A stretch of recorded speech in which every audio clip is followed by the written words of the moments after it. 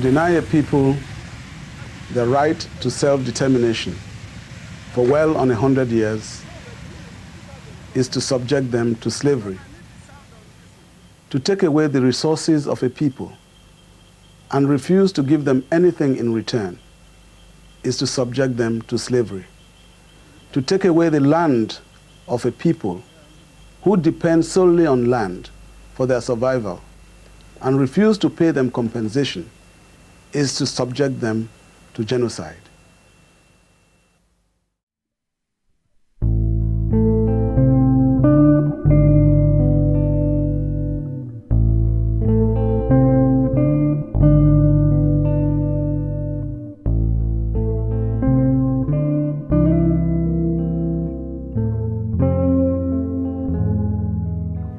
The Niger Delta is one of the most important ecosystems in the world. I think we're now number 6 or so in the world, the biggest oil. Most of the oil in Nigeria is from the Niger Delta, and Nigeria is the 6th largest oil producer in the world, and I think the 9th or 10th gas producer in the world. So a very important part of the global energy mix and the global economy, and also for the environment. Because of oil pollution and weak government regulation, the Niger Delta account for most of the oil, the gas that is fled around the world, a significant proportion of global warming.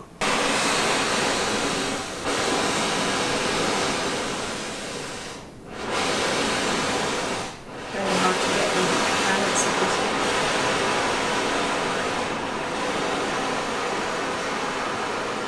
this. My name's Sakari Douglas Camp, and I was born in the Niger Delta in a little town called Buguma in the Niger Delta, Rivers State. I always thought it was one of the most beautiful places in the world because you could get oysters from the suckers on the mangroves.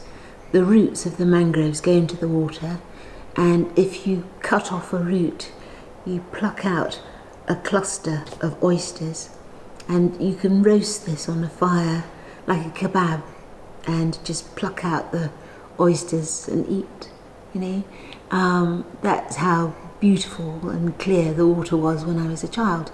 And as I grew up, we began to have oil flares all over the place. And I was in England, and I read in the National Geographic magazine that there was a hole in the ozone layer in Australia, and I realised as I read the article that this was because of the flaring in Nigeria, and that really brought it home that the world was actually one, even though people may not have realised it. What happened in Nigeria affected Australia.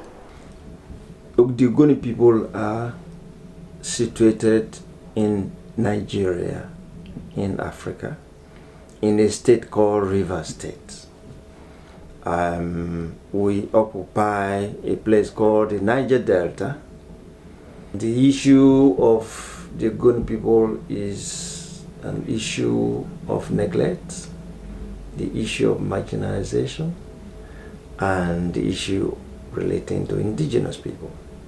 When my father started the campaign and Ken Saro-Wiwa started the campaign, it was really about what was happening to his community.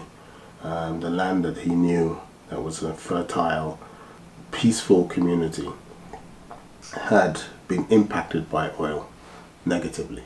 My father was 17 when oil was discovered, and he says he began to write letters to newspapers protesting about the impact. And by the time oil started being pumped out, and there were in the Civil War there were blowouts and oil was spilled into the creeks, into the waters, people began to see the impact of this, the very negative impact of this thing.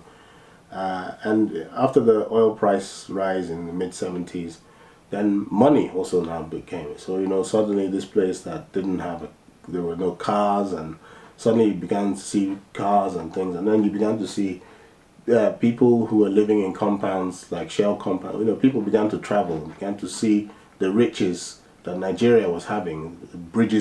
Magnificent bridges were being built, and And so then we began to understand that this was happening because of the oil that was being taken from our community. And by the time people went to Abuja, the center of the government, and then television came and people could see, and people got more information, and we could see that the oil from here is what is created all of these things. They said, well, okay, how come we're not getting these things? And they started asking questions.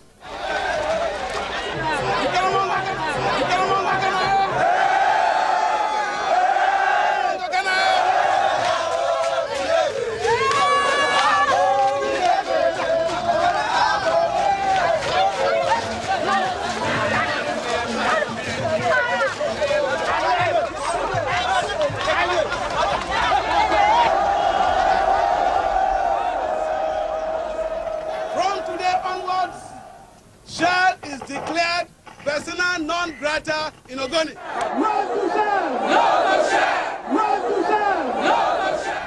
We started to fight the multinational company, particularly Shell, and the Nigerian government in 1990. That was when the movement for the survival of the Ogoni people was formed. And I think by 1990, my father had decided, although he had been raising these questions politically in his work, in his writing, they hadn't really, he hadn't had any impact on the debate in Nigeria. Nigeria's political debate was not really, there were many people other than my father that were advocating for the causes of the Niger Delta and the oil-bearing communities. But it was only when my father decided to add the environmental aspect to it. And then that coincided with, I think, the fall of the Berlin Wall, where suddenly minorities that are trapped in federations became an issue in Eastern Europe. And then the environmental movement started, the Earth Summit in Rio, and then the narratives of indigenous people against globalization. So all of these things all came together in the late 80s and early 90s. My father, because he was a consummate artist, writer, he knew how to engage journalists and tell a good story. He became like a symbol for many people of many things: cultural rights, language rights, human rights, environmental rights. So all these groups adopted the story.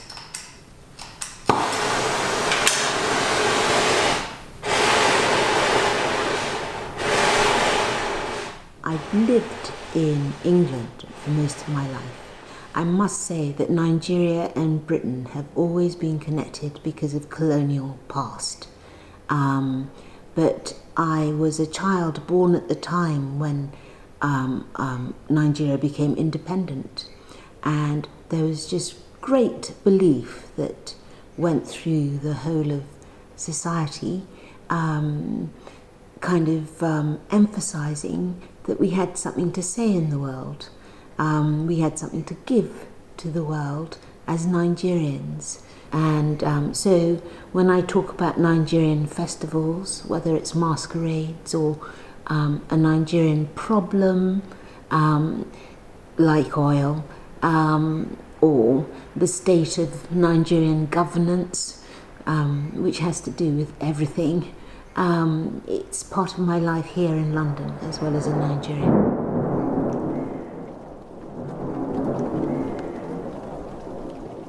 When MOSOP was formed, MOSOP had some demands that they made to the Nigerian government and people and the oil companies.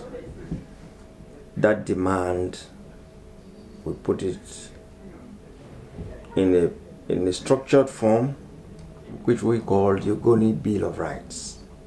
We have to fight the oil companies and the Nigerian government for our land, for our farming, and for our fishing. A lot of Ogoni people are not employed by the oil companies. Government do employ them, but that was not enough. We depend on our land. So the environment and our land is extremely, very, very important to us. That is an important part of our life. So we don't joke with the environment. We don't play with it. That is our culture, our tradition. Everything is based on our land. So we don't joke with it. When oil was discovered in the Ogoni in 1958, we thought that they were coming with something good for our people. But we did not realize that rather they were just destroying our environment gradually and gradually. So our people, because of that, are very, very conscious of every single thing that the oil company does. We started the agitation, as I've already mentioned, through MOSOP, and because it was an organized agitation, it became extremely very difficult for the oil companies and the government not to listen to our voice. We used to have individuals coming out to complain about destruction of their land, but the government will just not listen to them. The oil companies wouldn't listen to them. But when we came as a group and started fighting, they now knew that seriously these people meant business. When my father decided to, as he said it, he'd been a writer for 30 odd years trying to advance the causes of the minorities in the Niger Delta and Ogoni through his writing, and he hadn't really made much impact. And so he decided, in his own words, to take the words to the streets. And so he was part of the group that formed MOSOP, the Movement for the Survival of the Ogoni People, whose mandate was to raise awareness of ourselves as Ogoni people, to raise our psyche, and also to protest against our marginalization within Nigeria, and to protest against the destruction of our environment, and to appeal to the international community to come to help save us.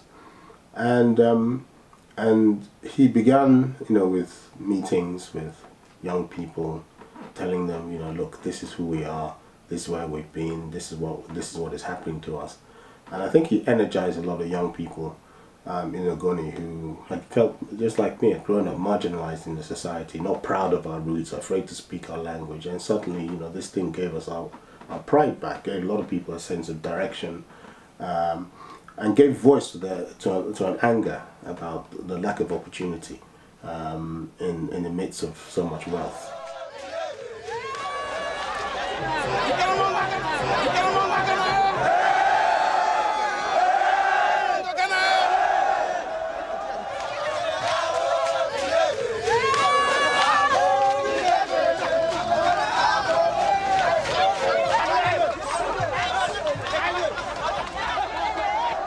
In 1993, we had the first big protest, which had about 300,000 Ogonis came out to protest against the destruction of the Ogoni environment. And during that protest, no single stone was thrown. It was peaceful, well organized, non-violently, and it was very, very successful. We are going to demand our rights peacefully, non-violently, and we shall win. That was when the government of Nigeria and the oil companies knew that these people, because of our organization, that we were serious. And this alarmed the federal government. And the federal government sent in troops because Shell pulled out, claiming that they were being harassed and they were unable to work. And for that, to the government of Nigeria, when an oil company pulls out, it's a red flag, because once the oil stops, Nigeria does not have money. 70% of our economy, or 90% of our foreign exchange comes from oil. It's changing bit by bit, but mostly, if we don't have oil, the Nigerian government cannot function.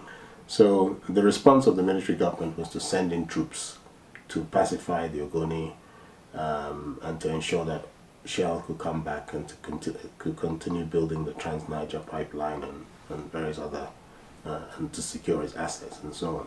And that began a process over the next 18 months of clashes between non-violent protesters. MOSOP was formed on non-violence. My father as a writer, and also he also looked at the numbers. We're very small people. We live on an open floodplain. There's nowhere we can hide. We don't have money. We can't have access. We can't take on the might of the Nigerian army. 1994, there was an incident when 4 of our Ogoni chiefs were killed under suspicious circumstances. We accused the Nigerian government, the Nigerian security forces, of being responsible for the death of those people, even till tomorrow. Because of that, Ogoni was put under military occupation. There were more arrests. The military invaded Ogoni and stayed in Ogoni and arrested all the leaders of MOSOP, all the activists, and Ogoni chiefs were also arrested and detained. During that period, there was a lot of destruction in Ogoni. They destroyed our houses, they destroyed our farms, and so many things were destroyed, and a lot of people were killed. We lost over 2,000 Ogonis during that period. And then on May 21st, 1994, my father and others were arrested. They were held for another 6 months before they were brought to trial. And during the trial that was described as fraudulent and inconclusive, fraudulent and even went against their own provisions of their own laws. My father and 8 others were found guilty and executed in November 1995.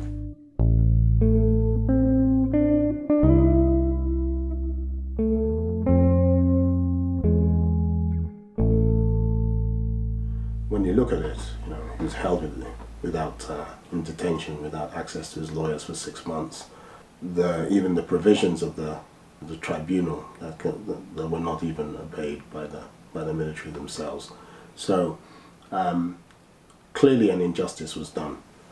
Whether you look at it legally, from a human rights point of view, legally, 9 people were unjustly executed for a crime that no one knows whether actually even happened or not. I knew of him as a writer, I knew of him as a politician, because after our civil war he helped to build Port Harcourt, which is like, our major city in our state.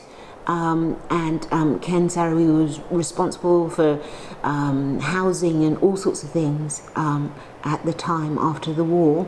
So I knew of him from a distance, but when his troubles happened, I was in London, and we all watched with bated breath as his son rushed to a UN conference to try and save his life. We were so surprised and shocked. And when his execution happened, we were lost, really lost, because we just thought we killed a star. How could we kill a star, especially without a proper trial? And I actually did a piece of work around Ken being lost. And at the time I was making sculptures about festivals in Nigeria. And at certain festivals, when a disaster happens with a masked player, a masquerader, they sometimes have to be rescued from the arena, because if they're not rescued, the crowd can actually go in and disgrace them, take their costume off and show them as a man when they've been playing a god.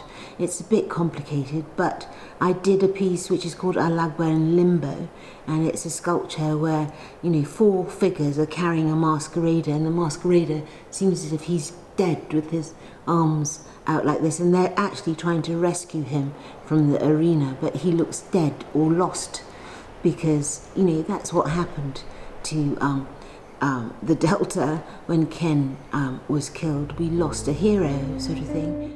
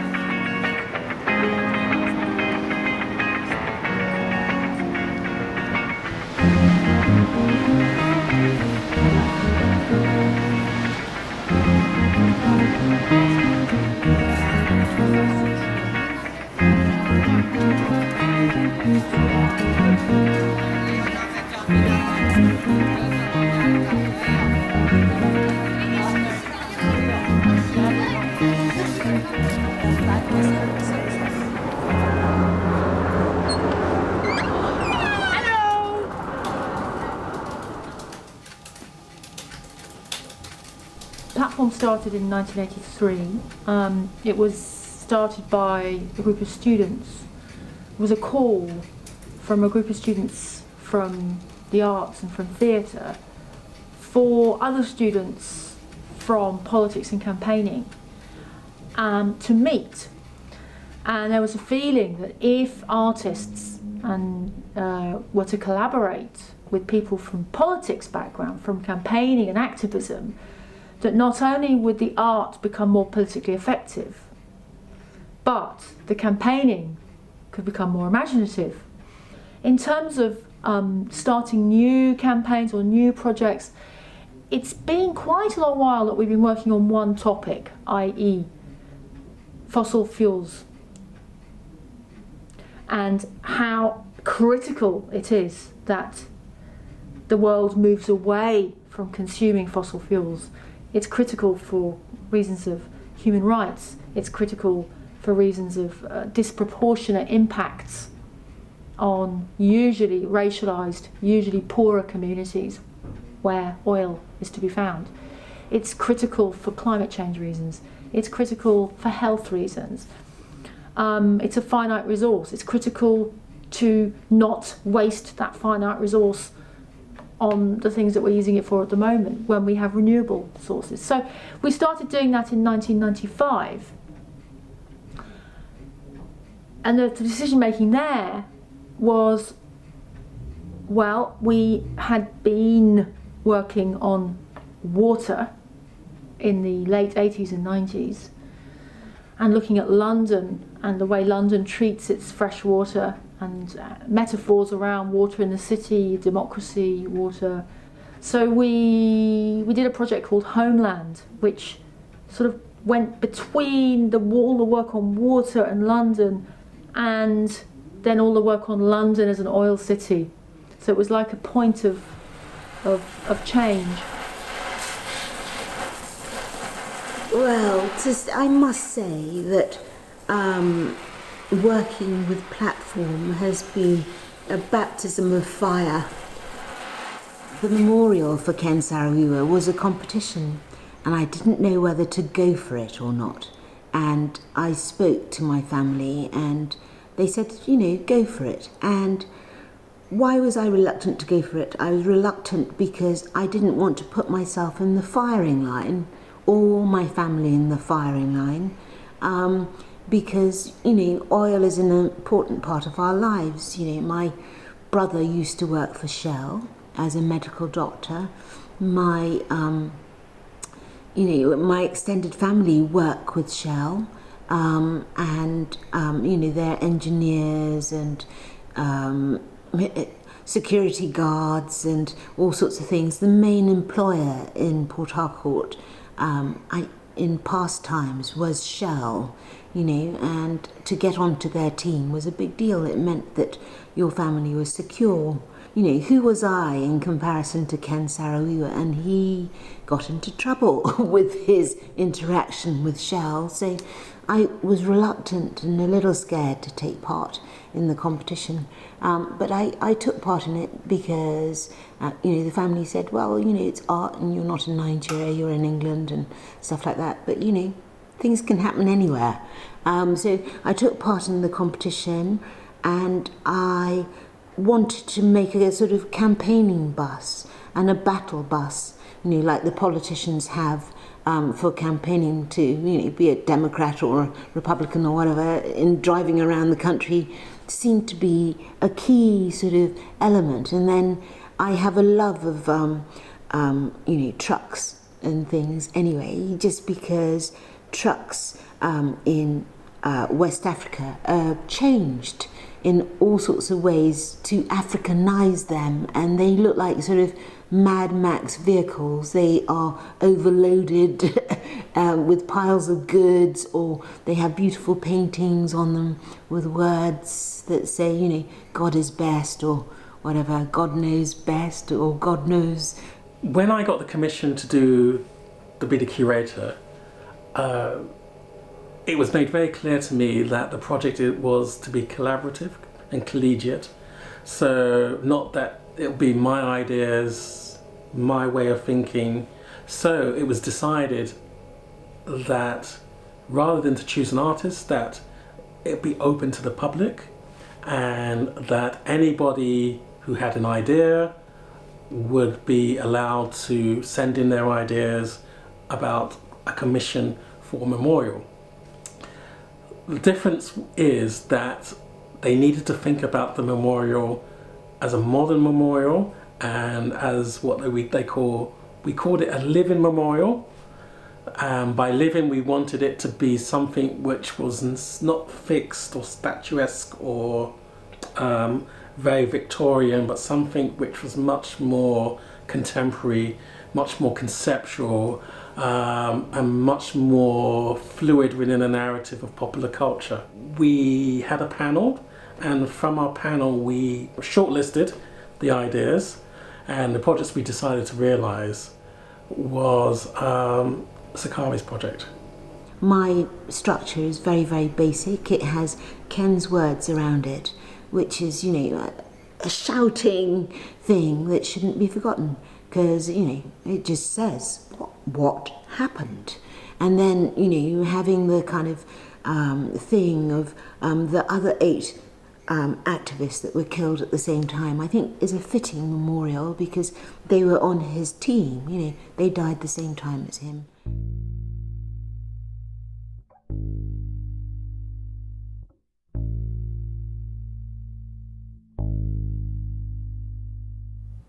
I accuse the ethnic majority who run Nigeria of practicing genocide against the Ogoni people. I accuse the oil companies which prospect for oil in Ogoni of encouraging genocide against the Ogoni people. I accuse Shell and Chevron of practicing racism against the Ogoni people, because they do in Ogoni what they do not do in other parts of the world where they prospect for oil.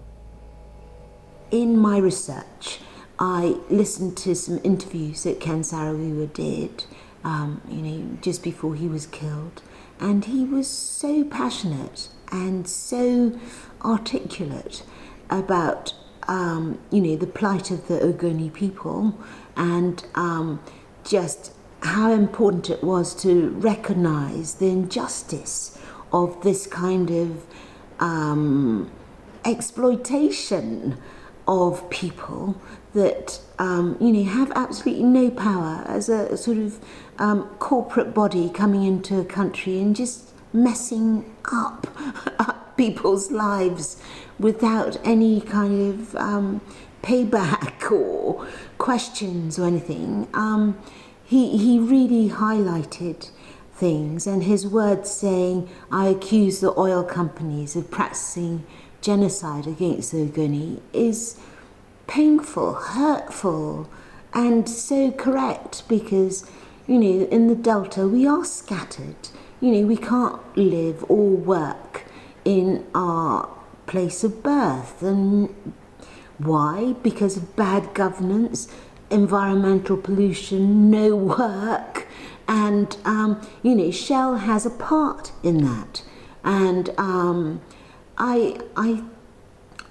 what can I say? It's unforgivable, really. The reason we went for Sakari's project was for two reasons. One was that the artist herself came from the background from where Ken Saro-Wiwa came from.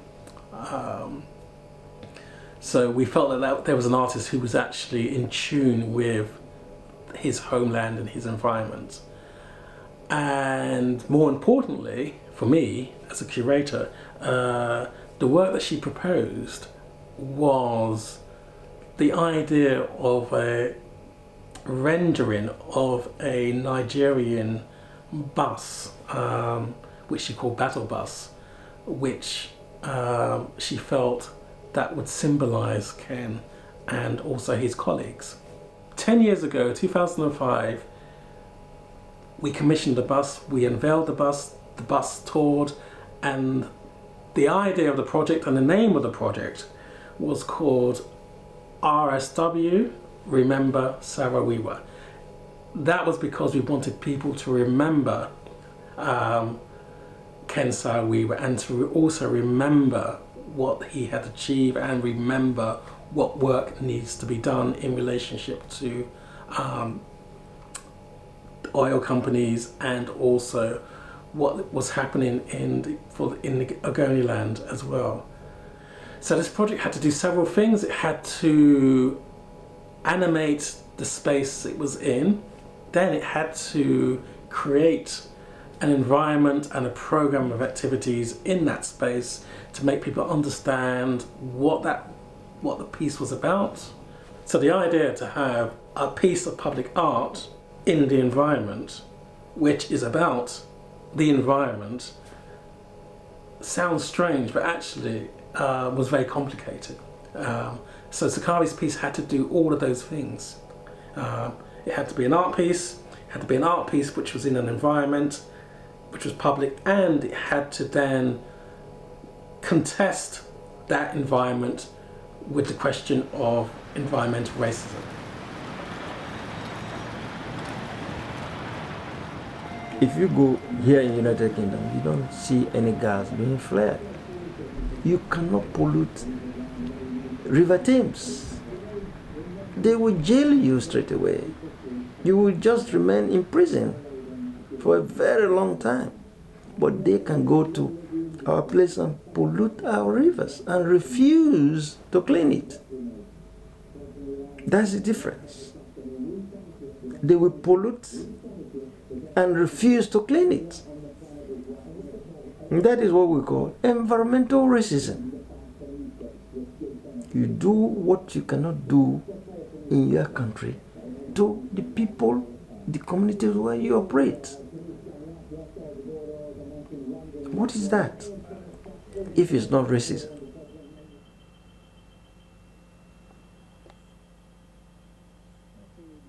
You have an atmosphere that has been poisoned by hydrocarbon vapor, carbon monoxide and carbon dioxide.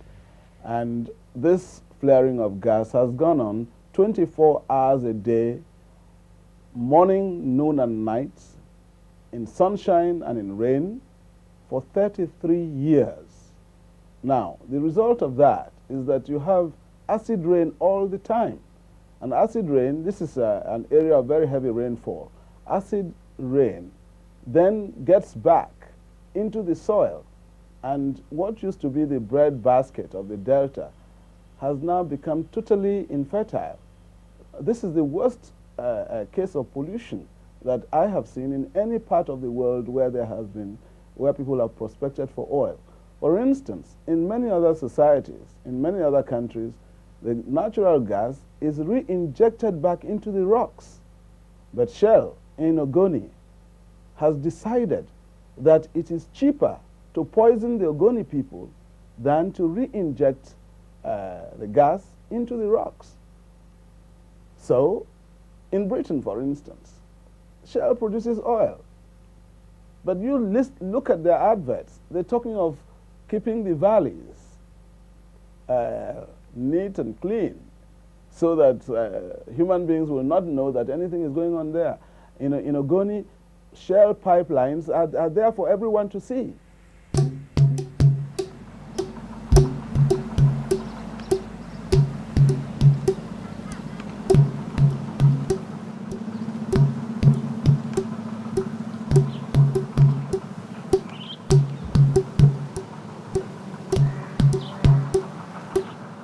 So, for example, there was Shell Better Britain campaign in the 90s and in the 2000s.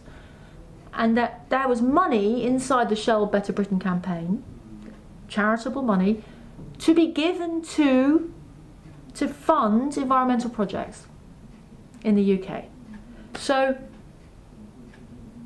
we thought to ourselves, well, hang on, Shell's making profit in Nigeria and not cleaning up with catastrophic results. They make profit. Then they become a good corporate citizen by putting money into education and environmental projects here in Britain to clear up polluted land or to do environmental restoration in Britain. Huh? How does that work? That doesn't work. That's colonial. You know, they're not putting the money in as a good corporate citizen to clean up in Nigeria. They're taking profit and putting it into their charitable wing to clean up generic mess or difficult things or problematic things or to make nice things happen in Britain. So we had this thing of Shell Better Britain, Shell Worse Nigeria. Right.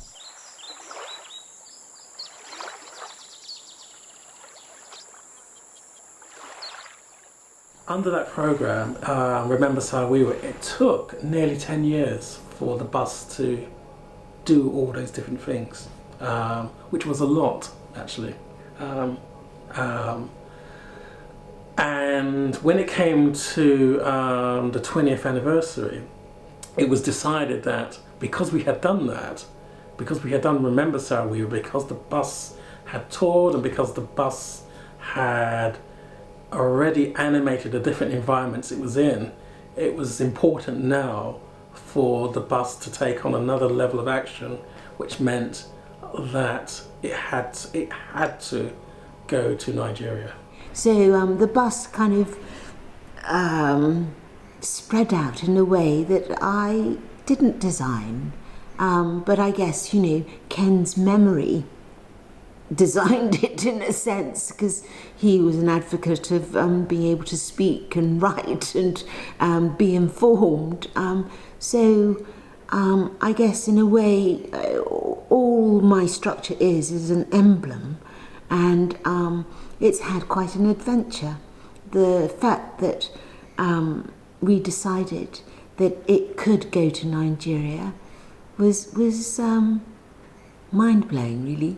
You know, I think I approached it as naively as possible, just because an artist can. And my naivety isn't a sort of, it is not a shortcoming, really. It's just looking at the situation from different eyes. You know, take this gift to Nigeria, a gift of information, a gift of our past, and affect the future. Quite simple. Let us try and find a way to clean up the Niger Delta. Quite simple. But it seems to have created quite a storm. Just because I think people are afraid of history. They're afraid of their past. What's the point of being afraid? It's the past. You should be looking forward and trying to change the path. It couldn't go to Nigeria 10 years ago because it needed to do the work here first. But because of the 10 years and because of all the work it did, it was decided that the next stage had to mean the bus had to go to Nigeria. So then it meant that we had to change the name of the program, It was no longer called Remember Saro-Wiwa, it was called Action Saro-Wiwa, because we wanted to be more action. We wanted people to think that, you know, things hadn't changed and that things still need to be done to raise ideas and consciousness around what was going on in Nigeria, but also what was going on around the planet. And that again, the bus had to be then put in a situation in another environment, i.e. Nigeria, to think about how it can then stimulate that environment and somehow come home to Ken Saro-Wiwa, because the bus was actually making its journey home, which was important. During that phase, it was important that the bus somehow was sent off with some kind of program.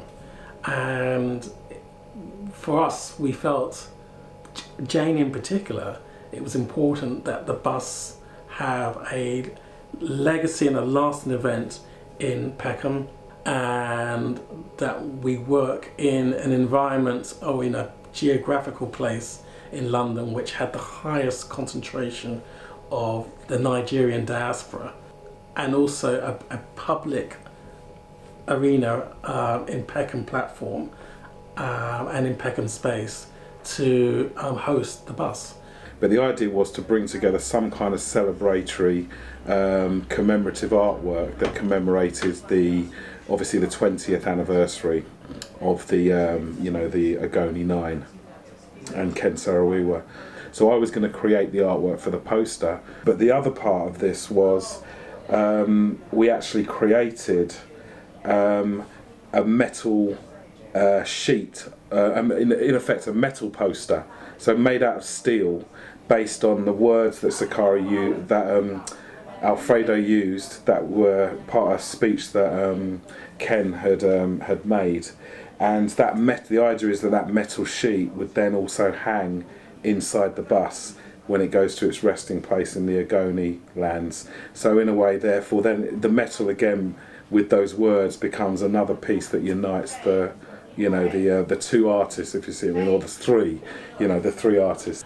And we were very lucky that my friend and colleague Michael Macmillan, working with Peckham Platform, was able to produce an exhibition, an installation, and a number of events around the bus in Peckham Platform to kind of somehow help ease that process to make its way back to Nigeria, and to remind people in London the importance of that journey.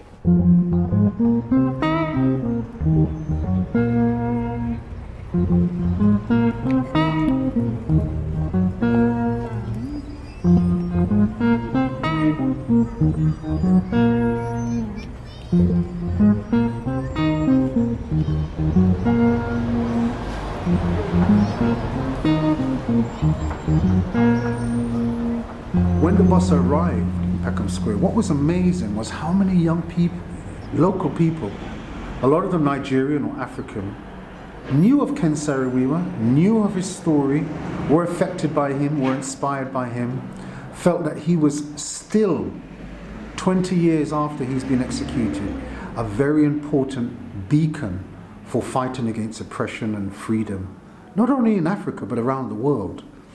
And I was really taken aback by this, and so we felt it would be important to leave a memory or create some kind of memory of the bus, even though he had left. And so, working with Peckham Platform, we were thinking, what could we do to celebrate, to mark the arrival of the bus when it arrived in Peckham Square? And so the idea came about of doing some kind of public performance. And I was interested, how could I make these young people connect with this story of Ken Saro-Wiwa and the Ogoni people in Shell that was taking place thousands of miles away? How would you get young people interested? Well, one of the obvious things is that as a result of what Shell is doing, the Ogoni people are experiencing displacement, dispossession, and questions of belonging. Now, the urban phenomena that's taking place in London, not only London, is gentrification, hyper-gentrification. And areas like Peckham are now experiencing this. And that means that, for instance, you're having new developments, so-called affordable housing, but no one local can afford to live there, so they're having to move out. And when we raise this kind of theme with these young people, what I was surprised about is that they could connect with this issue of gentrification. They're aware, even in their young age, of certain places disappearing. And we began to use this as part of the story. So we got 2 episodes of Bassie and Co. And then we had the photographs, which had been taken by Sam Roberts, which we reproduced as wallpaper. We had the filming, which was done by Dub Morphology, who I've been working on a number of projects. And I also produced the script, the performance script, so people could see there's an element of text, how this came about. We had some books from Ken Saro-Wiwa, some of his writing, because people might not know he's a writer, he's not just an activist, he was a writer. We had a second kiosk, which we made out of the pallet wood, which was, we had on a title, Generate Your Own Electricity. And this was providing an activity for young people to begin to understand what is electricity, because our society, advanced, developed society, depends on it so much, but we don't actually know where electricity comes from. It's this invisible thing that comes through the wires, but how is it produced? And one of the things that Ken Saro-Wiwa was concerned about is in the 21st century, coming into how is energy going to be produced?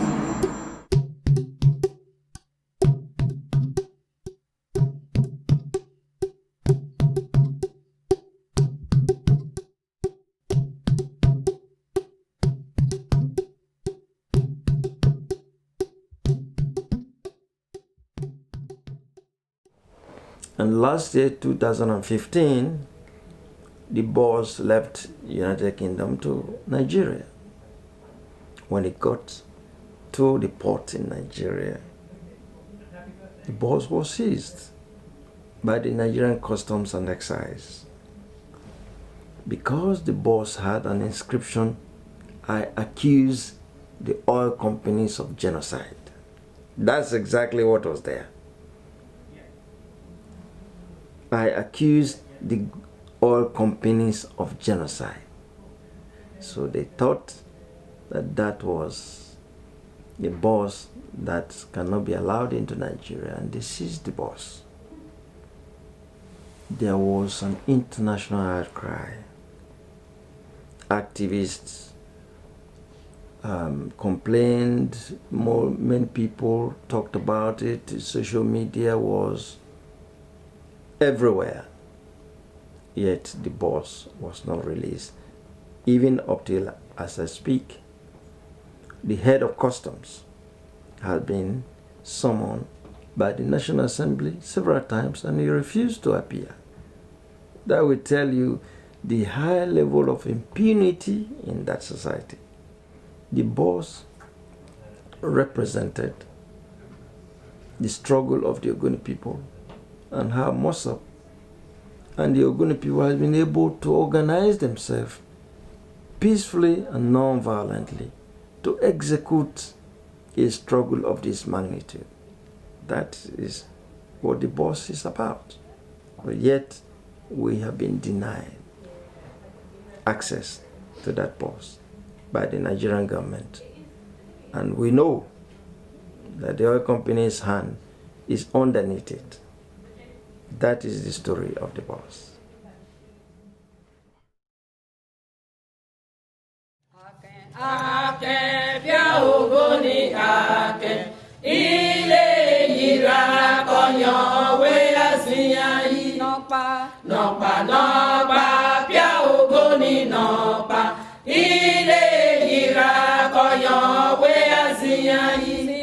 Sitam, sitam, ya ogoni sitam. Ile yira koyon we asiyan ibalo.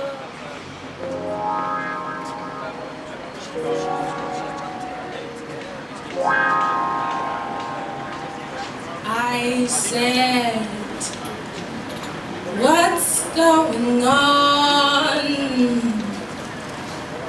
What's going on in this world we live in? What's going on? What's going on inside of you and me? I think November 10th was really a really emotional day, and on the morning of the 10th we were outside the Shell headquarters for a vigil, and I remember being given a text to read out, and I think at that point sort of holding the memory of these people and feeling the gravity of what we were actually honouring kind of struck me, and had that time to reflect on the violence that activists are facing, both 20 years ago and today. We're seeing that now. We're seeing so many violent deaths of environmental activists, but then in the face of that, to come together in community and celebration. So I think it was definitely a powerful day. But then we also had the evening event, which was so joyful and so celebratory, and I think that we would have honoured him and the Ogoni Nine in that way, to have both,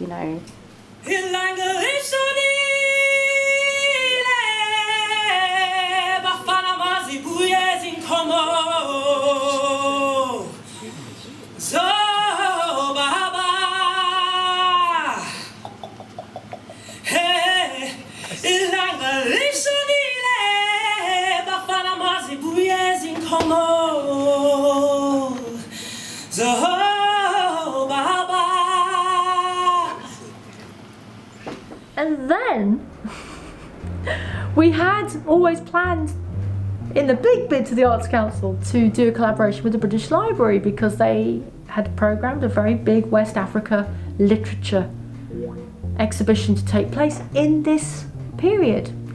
Now, we had already succeeded in, I don't want to say persuading, but succeeded in advocating that they should include Ken Saro-Wiwa in this huge exhibition about West African literature, because it was the anniversary.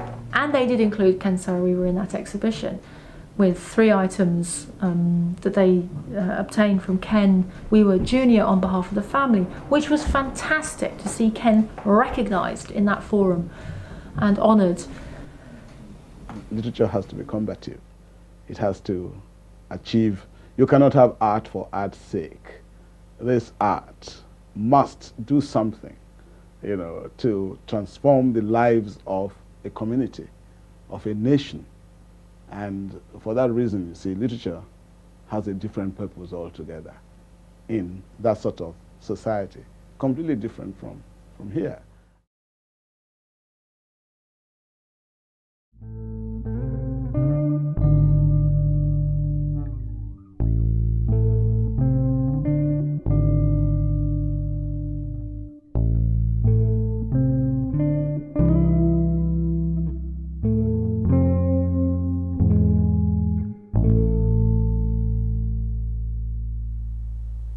African colonialism is a fact. I believe that it has been assumed that colonialism has been a question of whites against blacks. That is true, but it is also true that blacks have colonized other blacks. In Africa, this was the case even before the white man came. In some cases, some groups were able to colonize others. European colonialism sometimes worsened it. In Nigeria, for instance, the Ogoni people were never colonized by any of their neighbors. The Igbos, the Ibibio, the Ijaw are the neighbors of the Ogoni. They never colonized them. But when the Europeans arrived, when the British arrived, they made it possible for these groups who are numerically superior to colonize the Ogoni.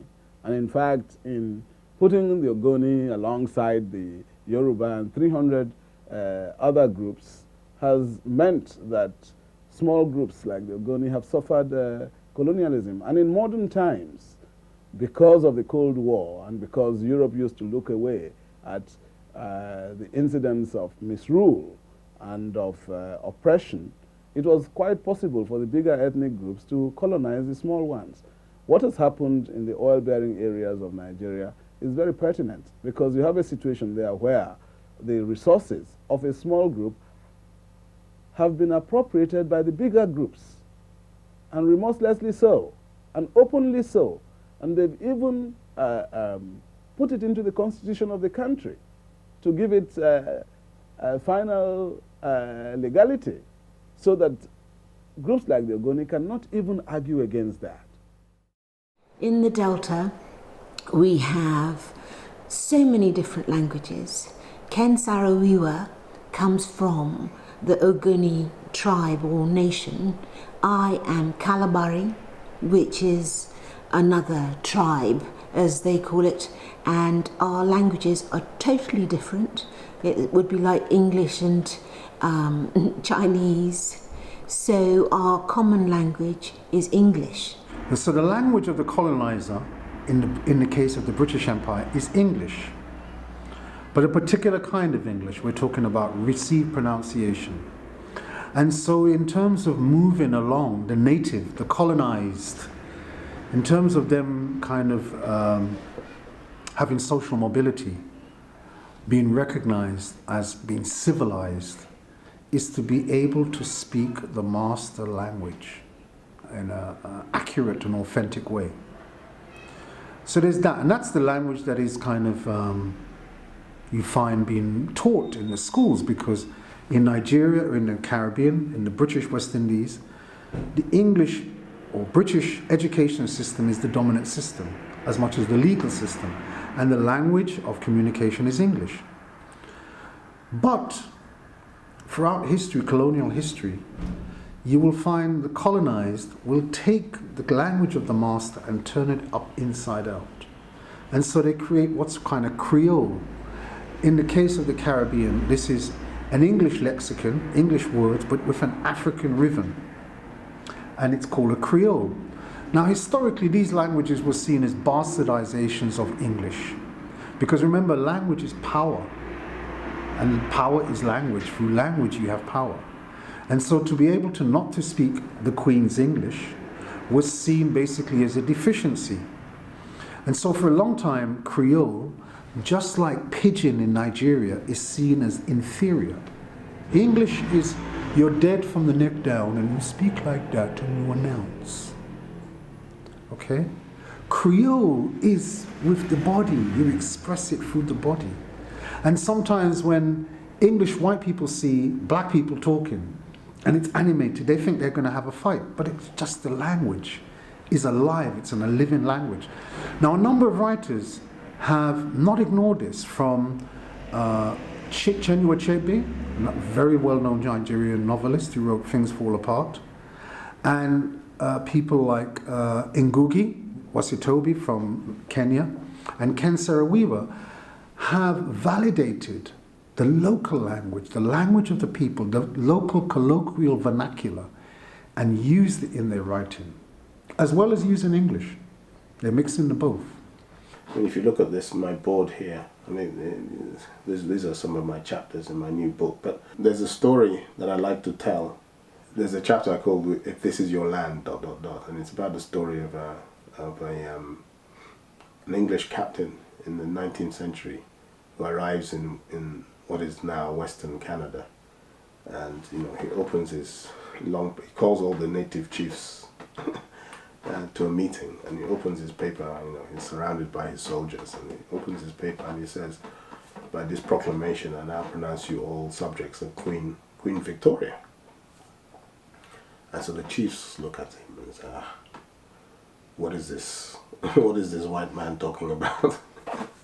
And so they come together and they now send their spokesperson to respond to the captain. And he just simply says, "Well, if this is your land, where are your stories?" And for me, that encapsulates the 21st century dilemma for a lot of communities, is that we have to start telling our own stories. We have to start creating our own truths. We have to start negotiating from a position of, the information, the facts. We've been to various court cases. I've been involved in a court case in New York where we would have lost because we couldn't establish enough facts to convince a jury in New York of the rights of our case, the merits of our case. And what that taught me is that, what my father was doing was that basically he was taking a history that was very much, was to a certain extent oral. We had written history. Our stories are not just written down in a book. Our stories are written down in the distribution of ownership of land, in the ways in which someone inherits a chieftaincy, in the way in which we do our dance, our festivals. These are all parts of our stories. Now, what has made one story apparently superior to another is violence and also the supremacy of the written word. Now, because you have things that are written down, and then that then becomes a contract or a constitution, and then you go to court where you must show the paper, the contract, the constitution. So the written word now becomes the primary agent of storytelling and proving that your story is the truth.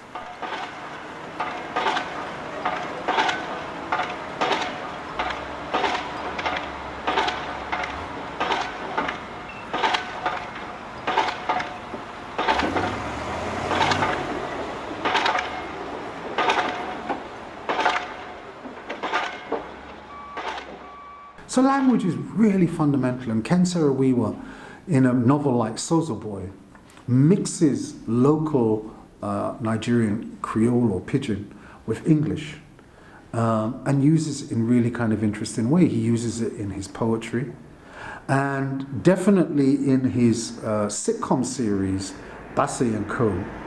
There are elements of the English that's been used, but also the English, that kind of English of the social elite is parodied.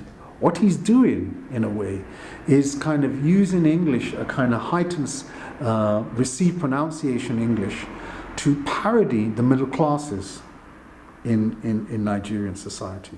So while Bassey and Co. is a sitcom and it's funny, it's also a subversive satire on Nigerian society, in a way. If you look at, the narratives and the plot lines and the characters, they are kind of social types, in a way.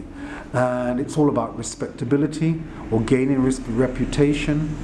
And these are kind of key things in a kind of post-colonial moment, not only in Nigeria, but also in the Caribbean. And it's a question I'm kind of really fascinated by because what it does it relate to? It relates to status, elites, class, the representation of who is more inferior, who is superior. I mean, these may be the legacies of the British Empire, but they have done in their own African diasporic style, in a way. So Ken Saro-Wiwa was very important in kind of bringing that to the fore. Let me tell you what to do. You want to be a millionaire, behave like a millionaire, act like a millionaire, millions will be yours. You want to be a millionaire, think like a millionaire, act like a millionaire, and the millions will be yours. Mr. B, I'm hungry. And so what my father started doing was actually writing down these stories. So he had all these Ogoni folk tales, and he realized that he'd heard all these folk tales as a child, but they were not available for his children. So he sent out what I guess you would call I don't know what you would call them, interpreters, to go and record these folk tales on a cassette. And from these cassettes, he now transcribed a book called the Ogoni Folk Tales. And so then he also started writing the history of Ogoni, right? So you can see that he's now taken what was a tradition that was existed, the stories existed. They existed within people, they existed in our dances, in our festivals, they existed in the way we farmed the land, they existed in our language. And these were all stories about who we are and why this place, our relationship to this land, and that we But someone somewhere along the line had come and imposed a different story and said, no, you are now Nigerians. This is the constitution. And in this constitution, Decree number 2 of 1978 vests everything that below 6 feet on your land belongs to the federal government. Now, we'd been living on that land before Nigeria was created, before anybody even thought of the word Nigeria. So all of a sudden you come and tell me without giving me a chance to respond that this belongs to me. So of course I was like, okay, if this is your land, where are your stories? And so what my father did was to tell our story. And that story contradicted the meta-narrative that was being imposed on us. And so what I realized is that story was incomplete. Right? He was killed before he was able to, bring everything in. And so that story is now being told by artists, by musicians. So his story, his death, has become part of that, our larger story. And so musicians, artists, writers, lawyers are beginning to tell another story. I think one of the key things about the story of doing the work on Ken Saro-Wiwa and the exhibition Doing Nothing is Not an Option is about the ongoing process of decolonization.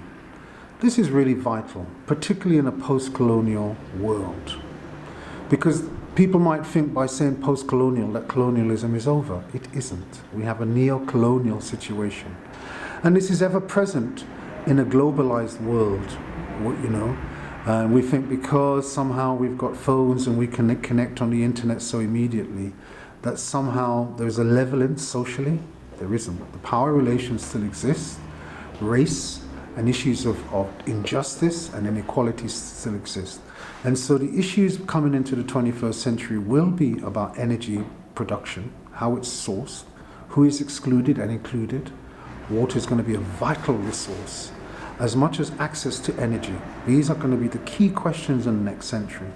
And part of that is empowering local people to be aware of the post-colonial situation they're in, challenging colonialism, and decolonizing our minds.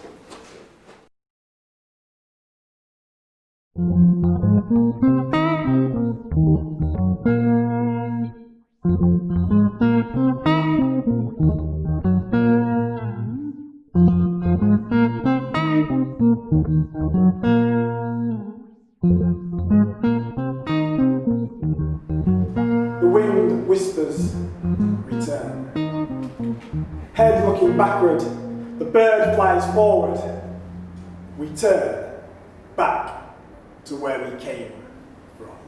Philosophically and artistically and culturally, I was very interested in the way in which these stories can be used to shape the future.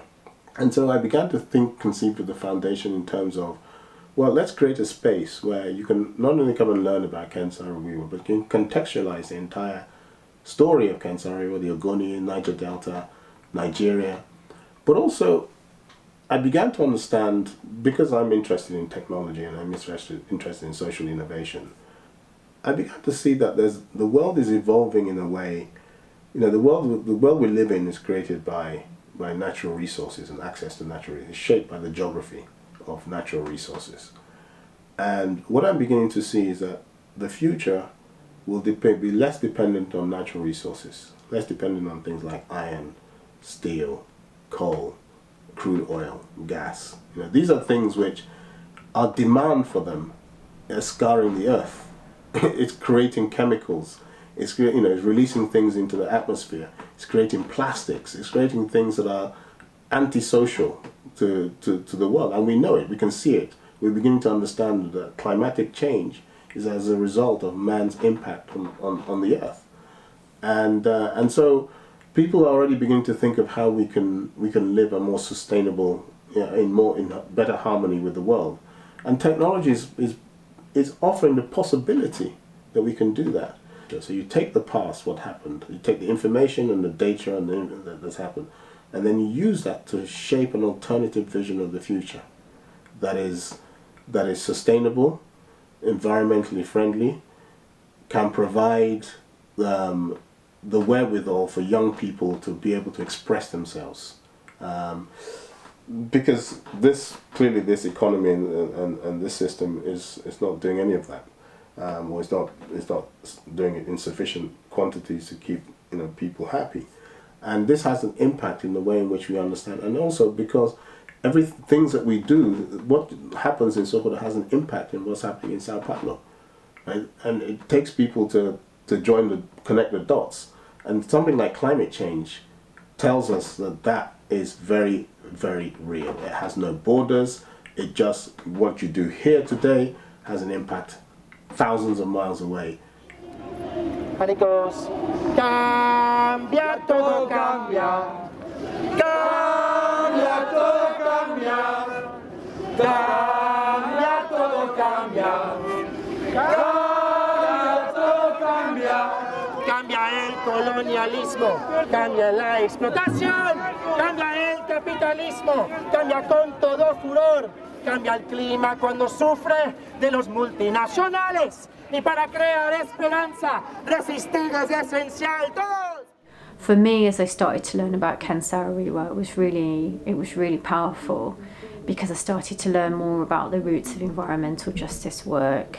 And for me, I was starting to try and connect pop culture, bringing more people in to the movement with this idea of environmental justice. So some of the things that he was doing felt really natural and very reassuring to understand. And so I felt really inspired by getting to know him and reading about the Ngoni Bill of Rights and these relationships between the environment and social justice. In spite of seeing that, in spite of the trials, in spite of the challenges, in spite of even believing that it's a losing battle, Ken was still brave. He still had that integrity. And for me, that is something that I admire so much, because everyone feels fear. It's not something we shouldn't feel, but it's what we do when we feel that fear that really differentiates us from, are we going to actually fight for humanity and good? Or are we just going to be someone that does nothing and lets evil flourish? Are we going to abstain? So his bravery is really what I find very, very powerful, and I believe has inspired a lot of people. And so when I was working on the anniversary, we worked on a few pieces to connect the struggle between Shell in Nigeria and the Arctic and the tar sands. And I think that was really it was quite a powerful moment, I think, for the environmental justice movement to see that, the two have become separated very much. We have a very predominantly white middle-class environmental movement that is focused on saving pristine Arctic with the polar bear, versus, seeing the deep systemic roots of colonialism, environmental racism, and land rights. And those two things have become largely alien to each other in the way that the movement operates here.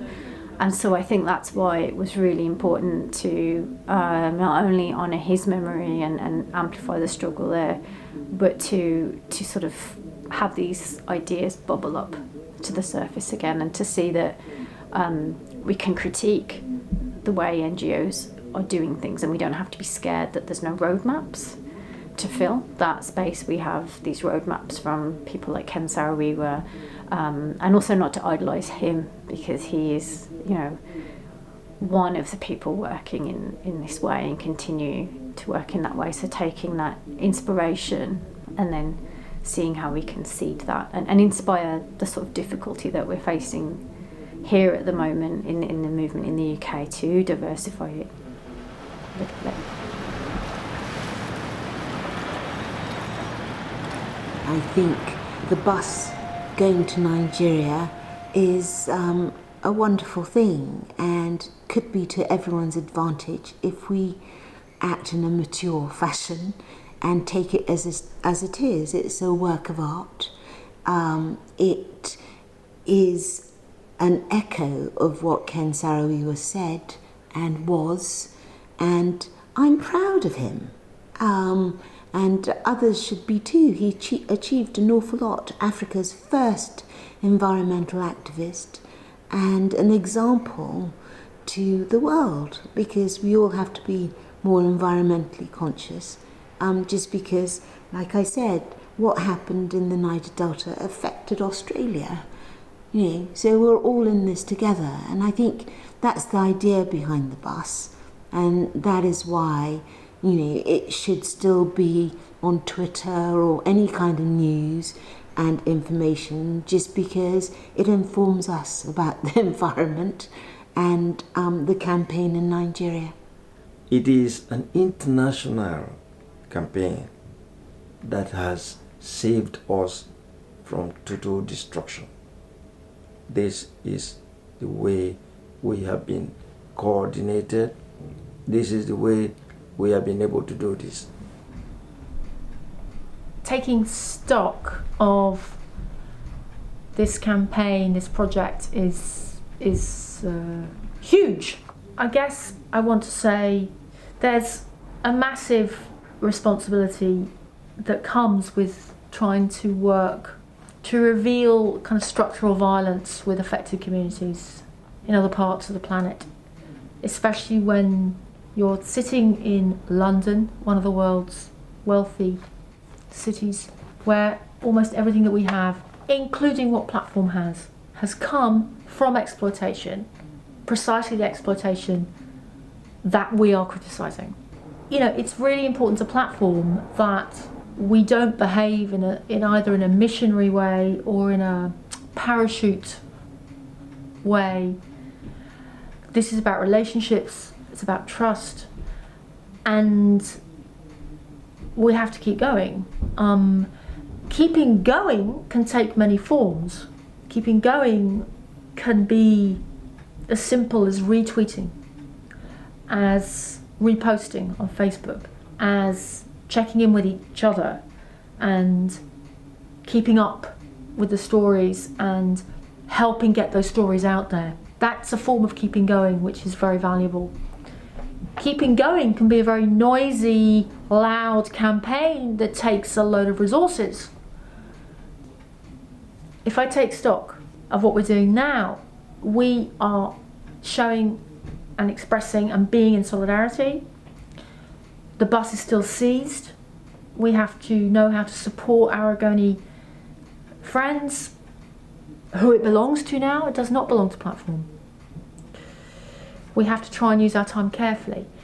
I think what we've succeeded in doing over all this time is making a very loud noise here in Britain about Shell's involvement in this environmental barbarism.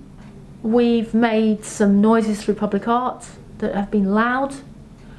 We've shown solidarity with all sorts of other issues around this form of racism. This is environmental racism, an imperial form of environmental racism. We've made explicit relationships between that and other forms of racism that happen in this country. I think within me there's always there's this tension between remembering and forgetting.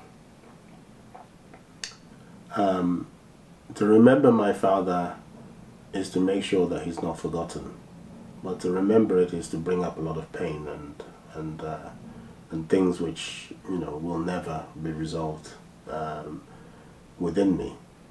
But another way of healing is to forget.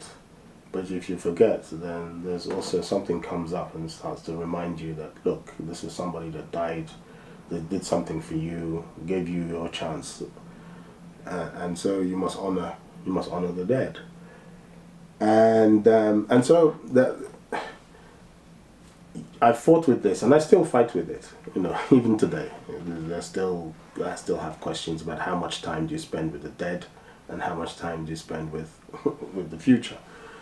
And so what, in a way, I decided that one way to respond to this constant dilemma was to set up the foundation that would do a lot of that work, so that it wasn't a personal thing. Because my father is not just a father to me; he's a father to everybody.